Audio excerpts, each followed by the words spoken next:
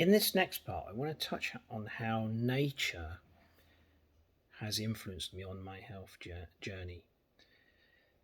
And it started really when I was 10 years old when we moved to France as a family.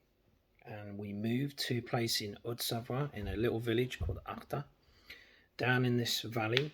So our nearest neighbours were about probably a kilometre up the path. The path was just a rough, stony path. It used to freeze in the winter. We used to get our water from a natural spring there. We used to get the spring tested for water quality, and I remember one time when the guy came to test it, there was a frog hopping around in there, and I said to him, "That's gross. How can we drink this water?" And the French guy, he said, "You should be concerned if there's no frogs hopping around in there." So our spring water came from the Alps down to the valley and down to where we were. Where the spring was used to be where everyone in the village used to come down and wash their clothes in the olden days. So it was all kind of a ruin, but the pipe from the source came down and went down the path. It used to just go straight down the path, and then it would freeze in the winter until finally one year we got diggers down and buried the path deep enough so it stopped freezing. We had no mains electricity. We had no telephone down there.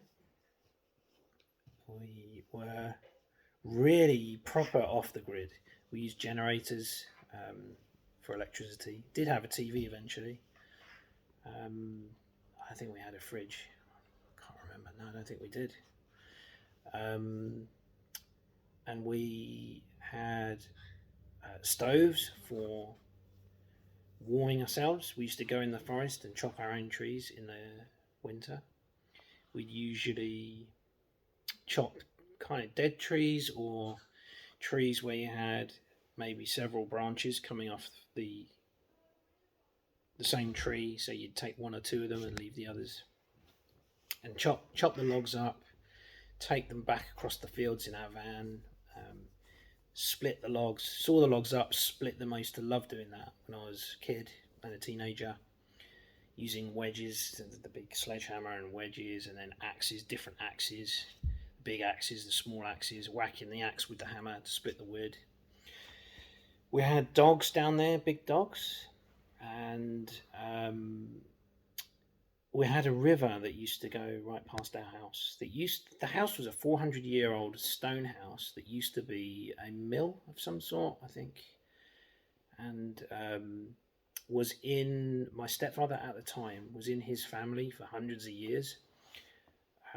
Until my stepfather moved in, there was an old auntie who lived there, and the French resistance hid arms in one of the barns during World War II, but they did it in such a way that they didn't disturb any of the cobwebs, and they hid the arms, the weapons, in the hay. And when the Nazis came down, they took one look in the barn, and they could see no cobwebs were disturbed, so they didn't bother searching under all the hay, and they didn't discover the arms. That's a little story. But after that, it was kind of a family holiday home because most of the family were based in Switzerland or in Paris until my stepdad at the time, French-Swiss guy, my younger brother's dad, he decided to move in there and rough it out. And then we came along later. We owned several acres of fields and woods. We would swim in the river in the summer and catch grass snakes, climb the clay cliffs on the other side of the river, and I just became immersed in the wildlife. Snakes, we used to catch grass snakes, lizards, slow worms, herons, just all kinds of animals that were down there. Used to love it. And the dogs, of course, used to love walking all over the place with dogs, discovering all the woods. We owned woodlands as well. And I remember once going really, really far with the dogs and discovering this massive, massive anthill. It's a certain type of European ant. They used to give you quite a nasty bite. And they had kind of an acid sort of smell. You could put your hand near them and they would spray you with this. You could smell it. So that was the environment in nature that I grew up for 6 years as a child in France. And now I came back to the city at the age of 16, and now I'm back in the countryside again.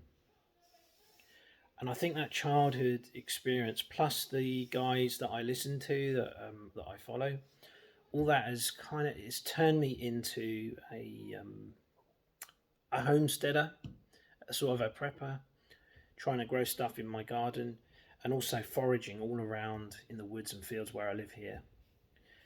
And so that's what this episode is all about: is how nature influenced me on my health journey.